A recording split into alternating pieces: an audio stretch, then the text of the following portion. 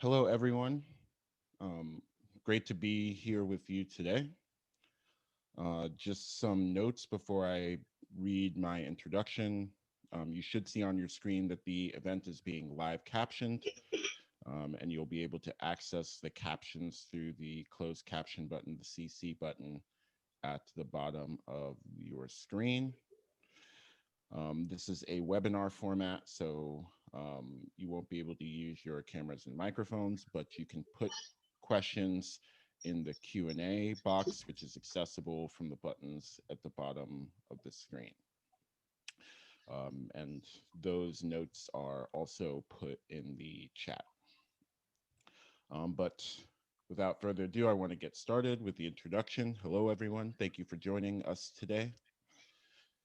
I'm Olufemi O. Taiwo from Georgetown University and will be chairing this session. I'm very grateful to chair this session, which relates to my work in social political philosophy, much of which argues for a forward-looking or constructive viewpoint on justice with a focus on Africa and its diaspora. That work has been well advanced by scholars of disability, particularly those working on the intellectual problems and questions around the idea of universal design and the capabilities approach, which tell us how to think of our design choices on terms of justice and access. Here presenting on African communitarian philosophy and disability in African contexts is Dr. Elvis Imafidon. Dr. Imafidon is a lecturer in the Department of Philosophy at Ambrose Ali University, Nigeria, and fellow of the Johannesburg Institute for Advanced Study. He is also the editor of Ontologized Ethics, New Essays in African Metaethics, 2013, and The Ethics of Subjectivity, Perspective Since the Dawn of Modernity, 2015. He is also the author of The Question of Rationality of African Traditional Thought, an Introduction, 2013. Welcome and thank you, Dr. Imafidon. Thank you, Taiwo. I hope you can hear me now. Good. Yeah. I'm Elvis Imafidon. Sorry about the bio I sent earlier. I'm no longer with Ambrose Ali University in Nigeria. I'm actually connecting from the UK, SOAS University of London. And I'm happy to have the opportunity to present this paper on African communitarian philosophy and disability in African context. I'll begin with some preliminary remarks. First, about the personal context of this discourse. I am a Nigerian, and I've spent virtually all my life living within an African space within Nigeria for over 3.5 decades. And being a person with albinism, I have experienced firsthand the lived experiences of disability and persons with disabilities within African context. And this has often been a drive for my research on disability from an African context. And the professional context of my discourse stemmed from the fact that I have been trained as an African philosopher with specialty in African philosophy, particularly African ethics and ontology. And I've applied this training in philosophy to a critique of African philosophy and its perspective of disability. So my interest in disability studies is therefore, you could say, both personal and professional nature. So the structure of my presentation would be that I will begin by discussing the relationship between African philosophy and the understanding of disability in African context. I will then discuss what I mean by communitarian philosophy as an overarching philosophical theory in African thought. I will proceed further to talk about African communitarian ontology based on our understanding of African communitarian philosophy, and then see how it has built within it, an ontology of exclusion, and how this forms the basis for the interpretation of disability. I then conclude by examining some implications for disability and disability studies, and the duty contemporary African philosophers have in reconstructing the African sense of community from a narrow to a broad sense. Elvis, can I just interrupt? Oh, sorry, your slide has come back on. Okay, I'll disappear. Okay, yeah, it went off a bit, right? Oh, sorry about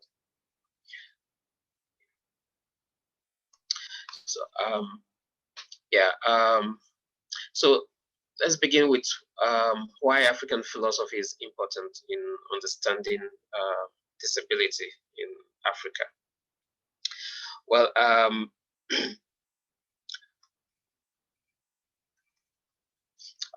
critical studies of and debates about disability in the last few decades show clearly that philosophy is complicit and must be implicated in the way disability has been understood in human history.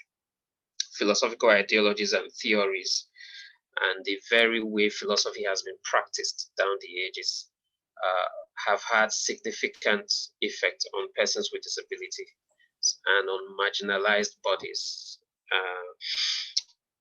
Think about, for instance, yeah. Your slides have, I don't know if you've got a sort of screensaver type thing on. Yeah, okay. It's off again, right? Yeah, it's got sort of diagonal lines. Okay. Just a moment. Sorry. Maybe I will just speak without it. I don't know. Okay, so just yeah, sorry, I have to stop sharing that so it doesn't distract me always. Yeah, I was saying we think about the way, for example, how in Western philosophy, the Cartesian body and mind, or Plato's ideal form of the human body, and the many theories of personhood, and how all of these present and deeply entrenched into society and history, and ideal a norm of what ought to be the body and mind, what ought to be the physical and the mental, thereby marginalizing and derogating anything not fitting within that norm. So philosophy does often play a role in how we understand disability. But philosophy has also in recent times provided the tools and basis on which a critical debate has emerged. We think, for instance, of the Foucauldian and Derridian philosophies of the 20th century, for example. So philosophy seemed to me to have, at the very least, the basis on which the ailment and the cure can be found. And this in many ways is the case with African philosophy. African philosophy as the interpretation of reality, knowledge, and values within an African space has played a key role in how Africans understand things, including disability. The lived and collective character of African philosophy allows its interpretation and understanding of reality to permeate society and be absorbed into everyday life. Unlike the trend in classical philosophy in the West, for instance, the efforts made by Plato and Aristotle in the West, and by Al-Farabi and Avicenna in Islamic philosophy, and by Buddha in Eastern philosophy, to present philosophy as some sort of stargazing enterprise separated from the common people. Unlike that kind of idea of philosophy, philosophy in indigenous Africa has always been structured as part of the lived experiences of the people. It is part of the song they tell, the proverbs, adages, and greetings they say, the ceremonies and festival.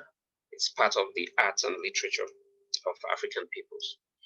So although there are individual African philosophers one can point to since ancient Egypt, for instance, African philosophy is more often collective discourse. Meet under trees, as it was in Eritrea, or at the village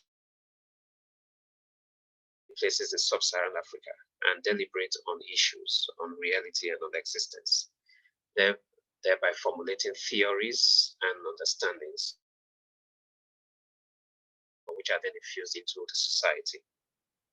Such ideas and interpretation infused into society then forms the basis on which people live and act. Thus, if we must understand disability as interpreted in Africa, we must appeal to this collective understanding of reality. And this is important because context we will never be able to understand why the body parts of a person with albinism are highly sought after and sold in black markets in Tanzania and Malawi, or why in Uganda is left in the house of a witch doctor.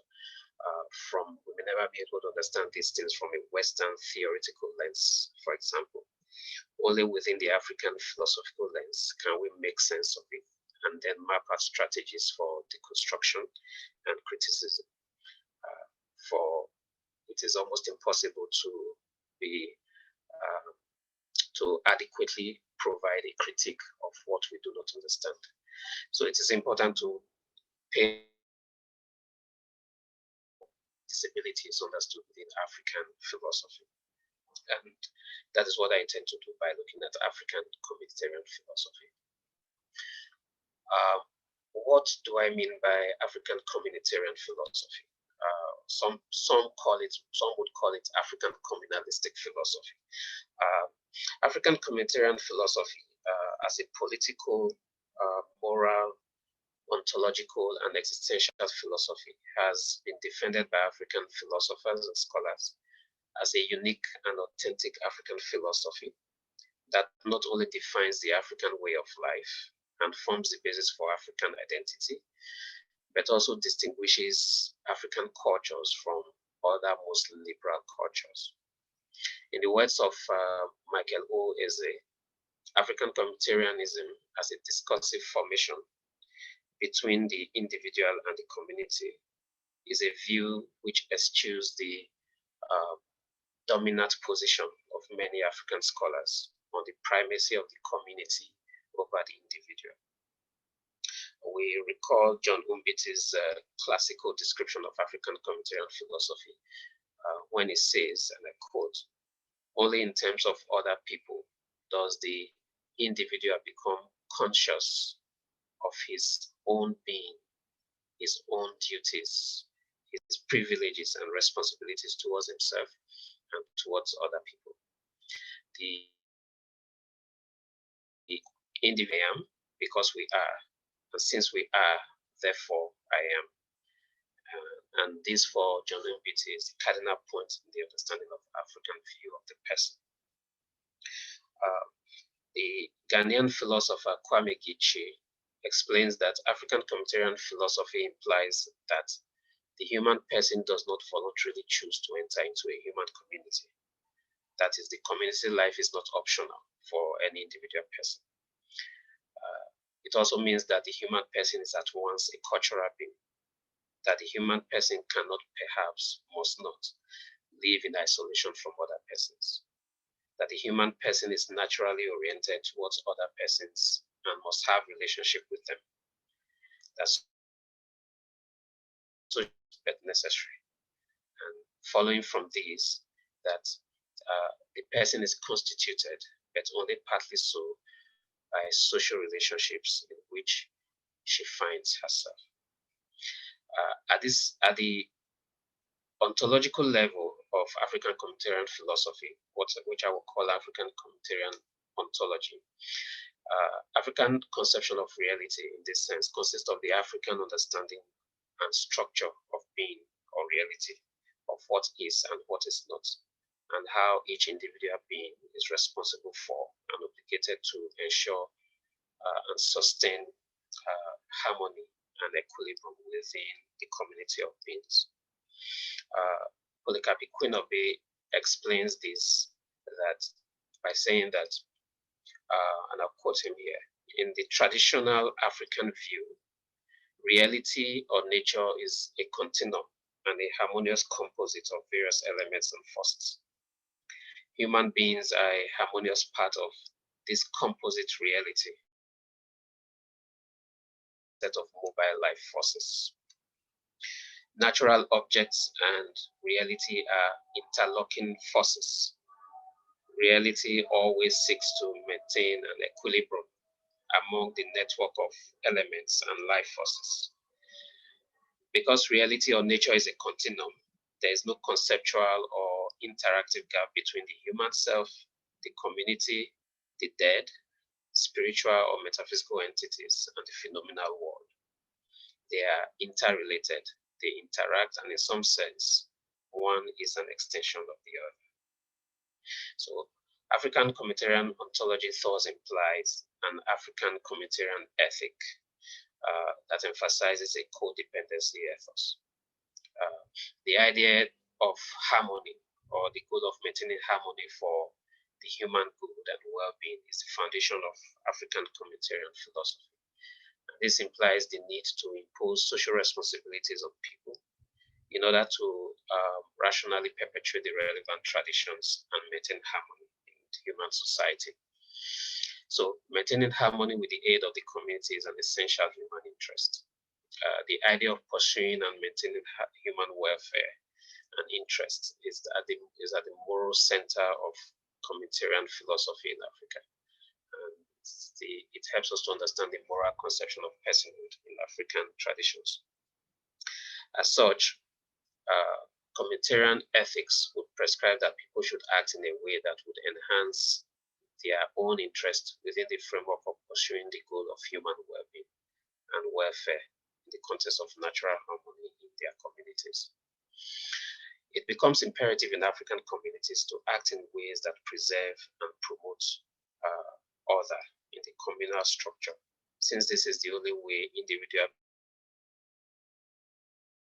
or non-human would gain relevance, pursue interest, and ensure survival. African communitarian philosophy is highly valued and among African philosophers and scholars, and have been applied as a theoretical framework for resolving issues, challenges, and problems in different spheres of life in Africa, such as environmental ethics, business challenges, governmental issues, healthcare, and so on. For example, African environmental ethicists such as Kevin Behrens would argue for an African relational environmental ethics on the basis of African communitarianism. According to this view, the environment is an essential part of the structure of being, and we have obligations to care for it. Several examples of how the environment is intrinsically linked to other beings and is treated and cared for as vital for the community's well-being and survival in Africa are thus explored by these scholars. However, contemporary African philosophers have been critical of African communitarian philosophy.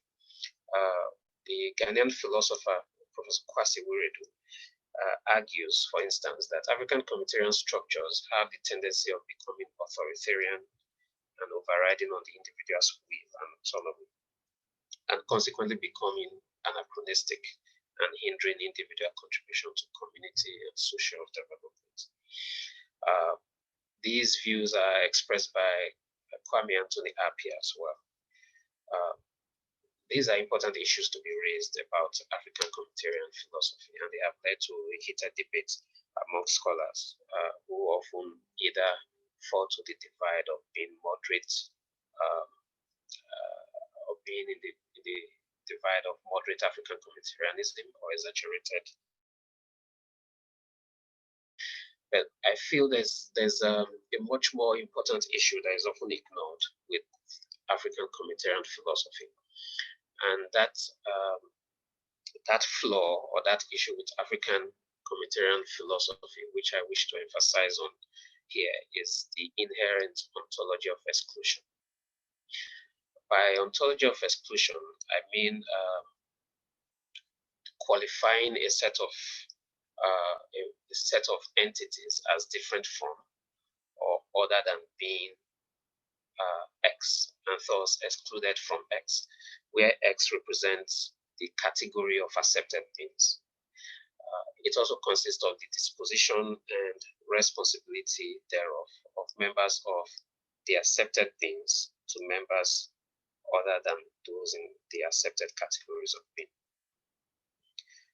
African communitarian philosophy invariably implies an ontological box or a house of being, where entities or beings in that box or house are ontologically and normatively obligated and committed to one another, to maintaining order and equilibrium within that communal structure through relational and solidaristic efforts. This fact invariably raises two essential questions, which are vital to our understanding of disability within the African context. What sense of obligation, care, duty, and commitment do entities, or specifically in this case, persons within a community of self, have toward entities or persons that do not fit within that community of selves, that are excluded from that community of selves? Duty do they have towards those who fall outside the communal structure? More specifically, is it justified for persons in an African community to treat badly or cause harm to other persons that fall outside their community's understanding of being in general, and of personhood in particular, for the sake of self-sustenance, self-preservation, and for the sake of maintaining communal harmony? Existing literature has largely ignored exploring this, the extent to which African communitarian philosophy, although beneficial to beings within its understanding of reality, may become largely harmful to beings outside or those excluded from the same understanding of reality. But as I've explained elsewhere, as interconnected and as interlocked as the African community of beings may be, it still excludes a number of beings and entities. The basic reason for this is to protect the socially approved web of relationship from anything that may threaten its harmony or equilibrium. Interestingly, in African traditions, not only persons with deadly, contagious, or incurable disease are isolated from the community of beings. Even morally bankrupt persons who do not live up to the expectations of the community are isolated to protect the community. This explains the reasons for banishment and ostracism. Beyond physically ill and morally bankrupt persons, African ontology isolates some other beings due to their unusual or queer nature. They are treated as the other and hence excluded from the community of accepted beings. The list varies from one African community to the other. Persons with disabilities would make this list, although with variations. Thus, persons with disability face discrimination, stigma, marginalization, social exclusion, and harm, such as killing, commodification of their body parts, and denial of fundamental human rights, because there is a deeply entrenched ontology of exclusion against persons with disability in African communitarian ontology. The African ontological conception of person provides an ideal norm of the body and mind that persons with disability fail to meet up with for one reason or the other. And this becomes a basis for exclusion, for excluding them from the community of selves. The implication of this for persons with disability is that within the African communitarian ontology, there seems to be some legitimation or some encouragement for discrimination against and maltreatment and marginalization it seems within the accepted care for xenophobia, for instance, in South Africa. Within that context, those who are seen as for Black persons or African who go to South Africa and then face this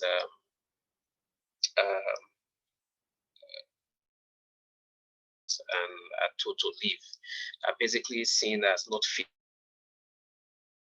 an understanding of community. And it helps us understand. So it seems we do not have it within our. There's already this idea of who should ourselves and who should prevent people from going up to their inclusion, care,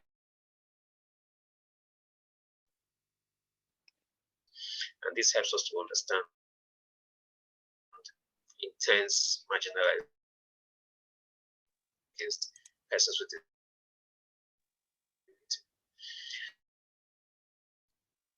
It also becomes an area to accurate knowledge about specific from how to manage them.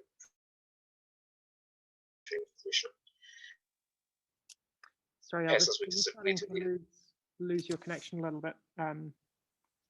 Would you mind just muting and unmuting just to see if we just wait maybe 10 seconds or so to see if your connection might.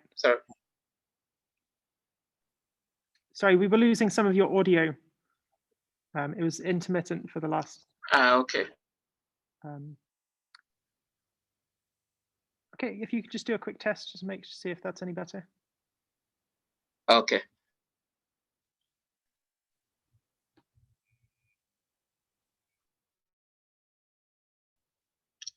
Is it better? We are still losing you a little. I'm just going to send you an instruction. I think you should be able to dial on your phone if that's an option for you. Just a moment. Too long.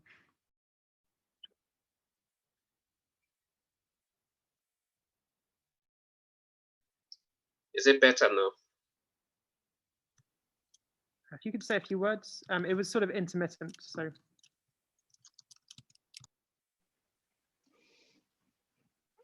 Elvis, if you could just count for us, we can then tell what's coming in and going out again.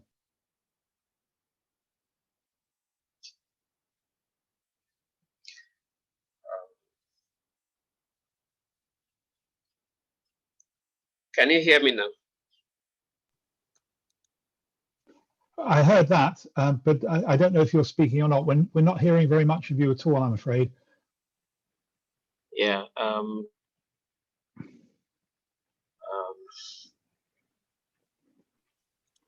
mean, it seems to have improved a little. I don't know if you want to carry on, and if it is an issue, then you could try dialing the number that I've just sent to you in the chat. Okay. That's okay. Yeah, but you can hear me now, so maybe I should. Yeah, I think that's improved. If you're happy to recap, maybe just the last so 30 seconds or minute from where you left off. Yeah, yeah. So I was talking about how the African communitarian ontology sort of legitimates the marginalization and discrimination against persons with disability, because these persons are seen within that ontological framework as not fitting within the community of selves. And I was illustrating it with a similar example of xenophobia in South Africa, where persons from other parts of Africa, say Nigeria and Zimbabwe,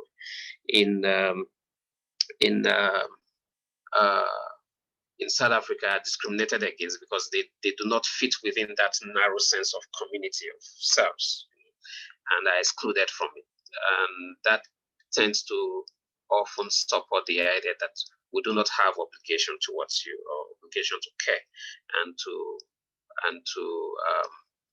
the obligation to care for you because you are not within the community of selves that we ought to care for.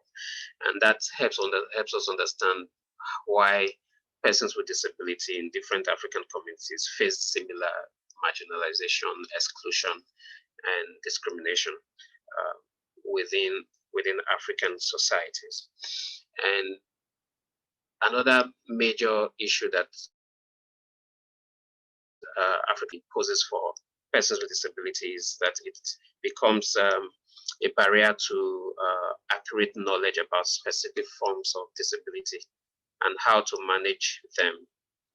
For instance, in terms of healthcare and social exclusion, social inclusion, because even persons with disabilities have basically lived by these understanding of their being within the community of selves, and when they need to rather than getting management, healthcare management for whatever disability issues they might have, maybe caring for a person with epilepsy or a person with albinism, they tend to then go to follow the laid down understanding within the African structure, within the African ontology, in taking care of these challenges, which may not in any way help or improve the conditions of living, but worsen it. For instance, taking a person with epilepsy to a witch doctor because it's assumed that the person is possessed by some evil spirit, or the person is suffering from the punishment or caused by the ancestors.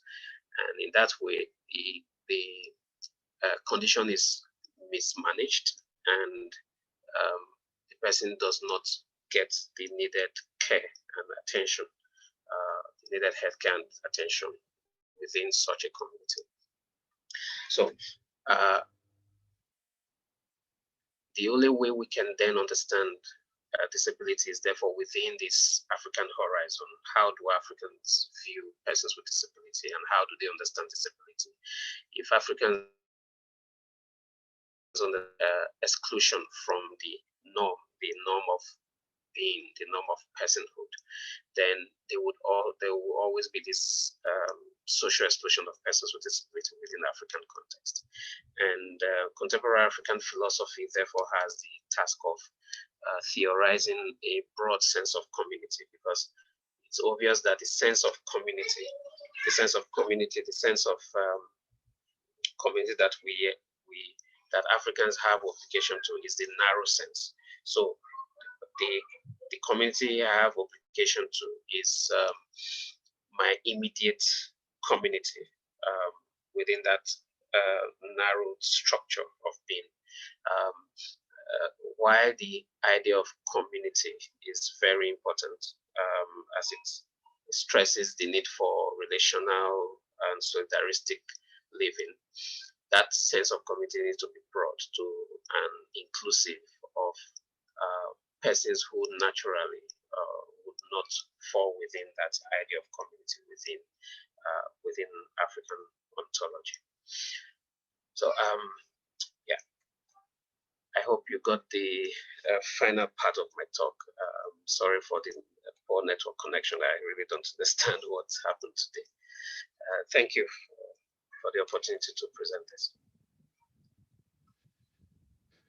Thanks, Dr. Imafidon, for the presentation. I think we'll move to the Q&A period now. So the first question I'm aware of is by Shelley. So Shelley, can you ask your question live? Sure. I wanted to, first of all, say that I thought the presentation was very provocative. Thank you very much, Elvis. I wanted to ask you, and this question might not be well formulated and you might want to reconfigure it, but is the exclusion that you describe inherent to the ontology of African communitarian ontology, or sorry, I've written this down wrong. Or is it inherent or contingent can the ontology be reconfigured in non-exclusionary ways? Yeah, thank you for that question, Shelley. Yeah, I think it's inherent, and I think that's what I feel should be the primary task of African philosophy, reconfiguring that ontology in ways that are inclusive. And I think that has a lot to do with education, because the idea that the community to which I have responsibility towards is just that neatly closed, narrow sense of community has caused for me a lot of troubles and problems within African spaces. Take, for instance, corruption in Africa, where leaders feel that they are first of all obligated to their primary community, which is the community which they come from, than to the larger community. So if you have a president in Nigeria who is from the North will feel that they will benefit more than every other part of the country, because it's assumed that his responsibility will first of all be to his own people, his own community. So that is not just a problem for corruption or for disability, foreigners living within a place. That very narrow sense of community forms the basis for understanding a lot of the issues that evolve within an African place. And the role I think that African philosophers should be playing is forging out ways for making that sense of community more inclusive for persons who would normally not be seen as fitting within that space. And what I've done within some of my essays is to show how education that is geared towards enlightening the people, can play a key role, a grassroots education, not just what is done in schools per se, because that might just be teaching a particular subject, but not necessarily reaching the heart of the people. Using certain concepts within African thoughts to educate people about how they have applications to the entire society, not just their kin or smaller units of community, rather that Ubuntu, for instance, which is a key word in African communitarian philosophy, that a person through other person has a larger application that goes beyond that small unit of community. Okay, great, thank you.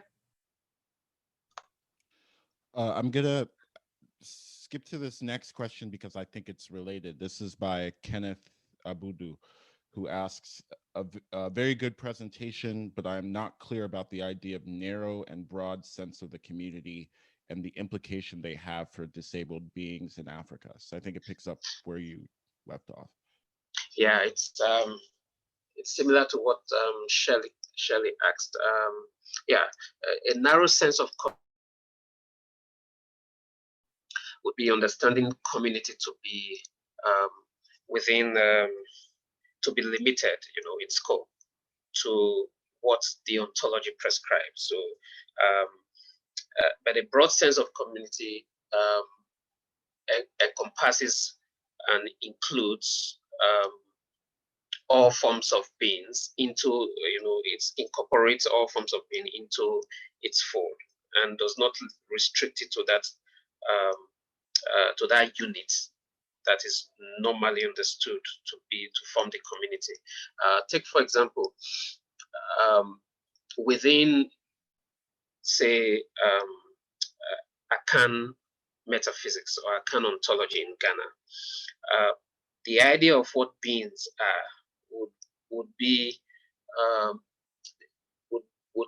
beings would consist of humans, ancestors, divinities, and deities, and so on within the Akan framework.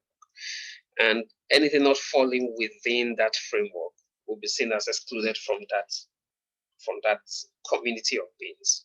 That would be a narrow sense of community, because it will mean that to fit within it, you must fulfill the norm, the expectations of being part of that community.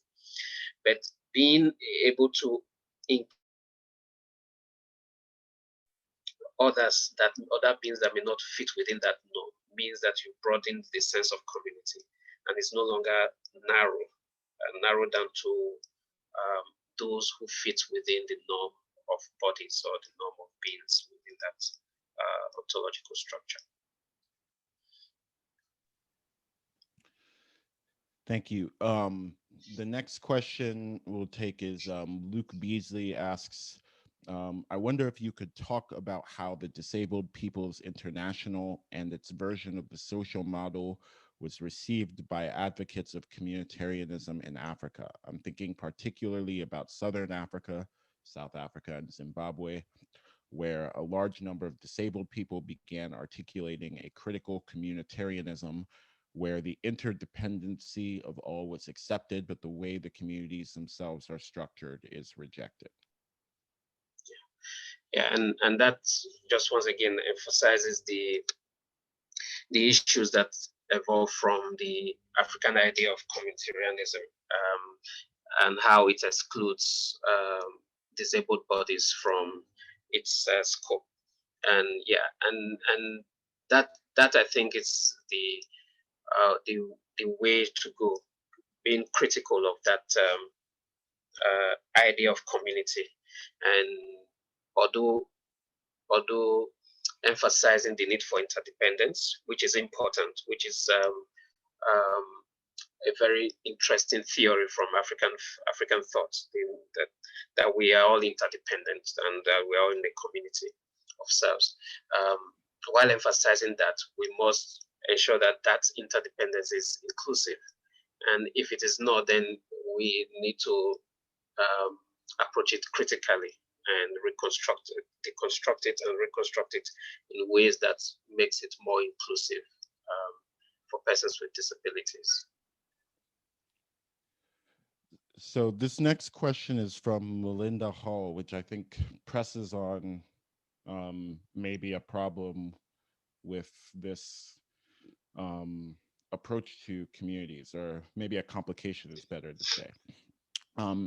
Melinda Hall says, I'm drawn in by the small size of the communities to which you argue we have responsibilities. If I understood correctly, sometimes the enormity of claims about our moral responsibility feels overwhelming. Does African communitarianism help cut this down to size? How can we work in diverse contexts to reduce the size of our communities in a positive way? Yeah, that's an interesting question. I'm just looking at it now again on the screen to see how to approach it. It just disappeared. Hold on a minute. Oh, sorry. Femi, can you help me with that again? I kind of missed it. Yeah, I'll put it in the chat.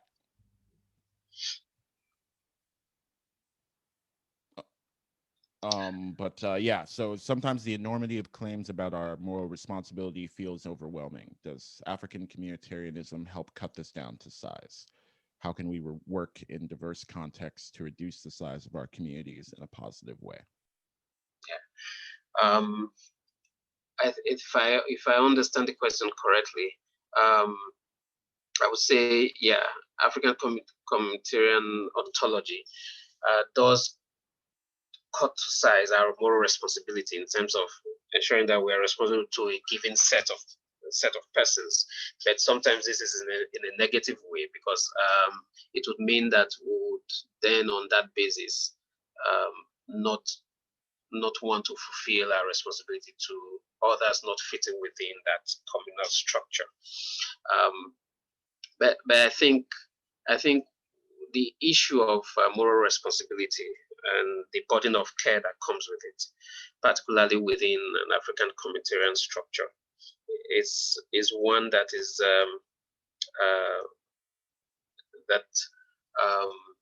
the modern African states tend to abuse, because, for example, within an African state like Nigeria or South Africa, we know it. Government officials know it, that we have this moral responsibility to our kin, to our immediate community, which is why, for instance, you may not have very many nursing homes in Nigeria or in South Africa the way you have in the West, because we know that it is our moral responsibility to care for our parents when they are growing old and to take care of them and not to send them to a nursing home. And in that sense, we then have a lot of burden of care, which the state tend to shy away from and push to the community to care for those within that community. It then falls on an individual to care for the mom, for the dad, much more than the state. The state then just simply stays clear, and the burden of care then falls on the individual and increases that moral responsibility, makes it even more difficult to accomplish. If the state plays their role in caring for the community, the burden of care reduces for those within the community, and then they are able to care even more better than they already are, because it's now a shared responsibility rather than just the individual bearing all the responsibilities within the community.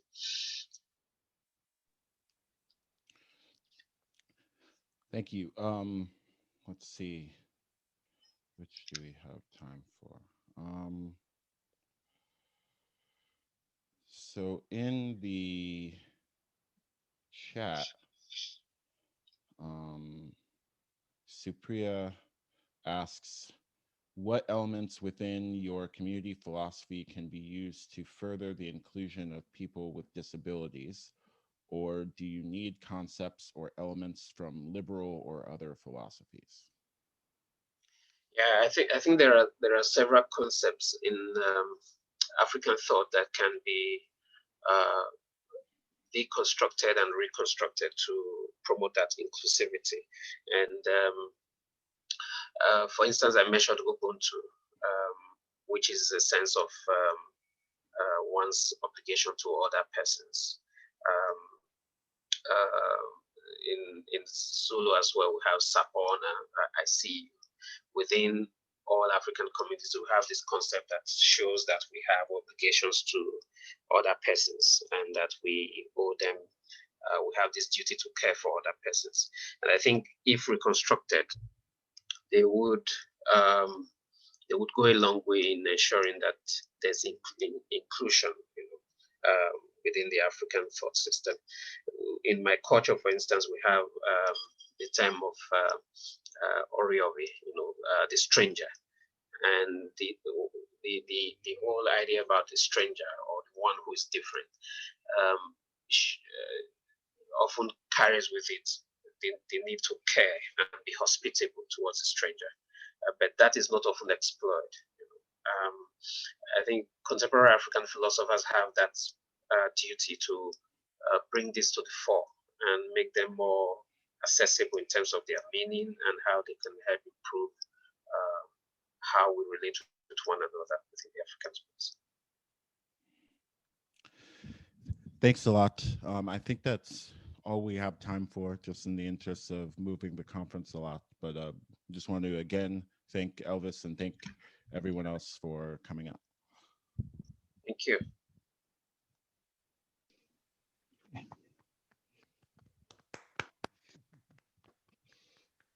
So it's only a small number of us on camera to applaud, but I'm sure everyone else is giving their appreciation. So thank you so much, Elvis and Femi, for chairing.